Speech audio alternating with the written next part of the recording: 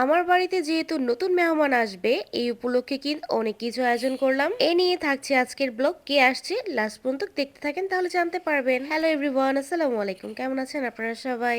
Already আমার video কিন্তু caption আর title দেখে বুঝেই গিয়েছে আমার বাড়িতে কিন্তু নতুন বউ আসতে চলেছে। অনেকের মনে আবার প্রশ্ন থাকতে পারে, নতুন বউ হচ্ছে আমার, যেহেতু কয়দিন আগে ভাইগনা বিয়ে করেছি, ভাইগনা বউকে আজকে দাওয়াত দিয়েছি আমার বাসায়। যেহেতু ভাইগনা বউ প্রথমবার আমার বাড়িতে আসতেছে, তো তার জন্য স্পেশাল কিছু তো রাখতেই হবে, তাই না? তো এই কারণে নিজ হাতে একা সবকিছু রান্নার আয়োজন শুরু করে দিয়েছি সকাল সকাল উঠে। যেহেতু একটু ঠান্ডার দিন, এই কারণে আমি গরুর মাংসটা আগের দিন রাতের বেলায় রান্না করে নিয়েছিলাম। আর এদিকে কিন্তু আমি সকালে ঘুম থেকে উঠেই মুরগিটা সুন্দর করে রোস্ট রান্না করছিলাম। আমি যে একা হাতে এতগুলো আইটেম রান্না করতে পারবো আমি নিজেই ভাবতে পারিনি, পরে ভাবছিলাম। কারণ হচ্ছে রান্নার সময় কেউ না কেউ আমার সাথে থাকে, আর আমি তো একা হাতে এতগুলো কখনোই রান্না করিনি, এই প্রথমবার। তবে আলহামদুলিল্লাহ প্রথমবার হিসাবে প্রত্যেকটি খাবার অনেক বেশি ভালো হয়েছে। আর কিন্তু সাথে শুধু নতুন বউ আসে, নতুন বউর সাথে কিন্তু আমার শ্বশুর বাড়ির প্রত্যেকটা মানুষকে দাওয়াত দিয়েছি, সবাই এসেছিল।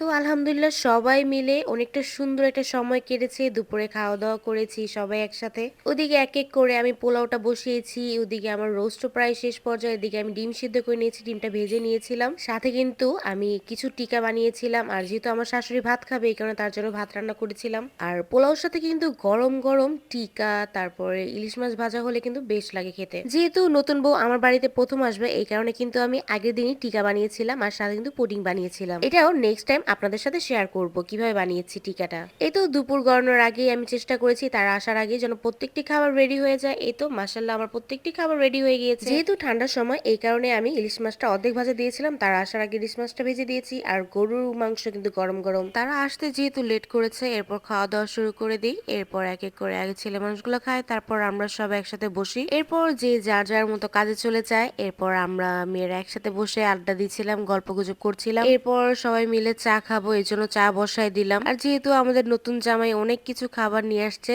এরপর এক এক করে সবকিছুই বের করছিলাম। ওদিকে চা হতে থাকবে আর এদিকে ফল ফ্রুট কেটে নিলাম, বিস্কিট টিস্কিট নিলাম। এরপর সবাই মিলে একসাথে ফল ফ্রুট খেলাম আর গল্প করলাম। এই তো আজকের আমার ব্লগটি কেমন লেগেছে আপনাদের অবশ্যই সুন্দর সুন্দর কমেন্টে জানিয়ে যাবেন। আর হ্যাঁ, আমার ভিডিওটি ভালো লাগলে বেশি বেশি করে লাইক কমেন্ট শেয়ার করে দিবেন। অন্য সময় আপনাদের সাথে নতুন অন্য কোনো ভিডিও নিয়ে আসবো। তবে কিন্তু সবাই মিলে অনেকদিন পরে একসাথে হয়েছি, গল্প গুজব করে ভালোই লাগছিল। এর মধ্যে আপনাদের ভাইও কিন্তু চলে এসেছিল আমাদের সাথে গল্প অ্যাটেন্ড করার জন্য।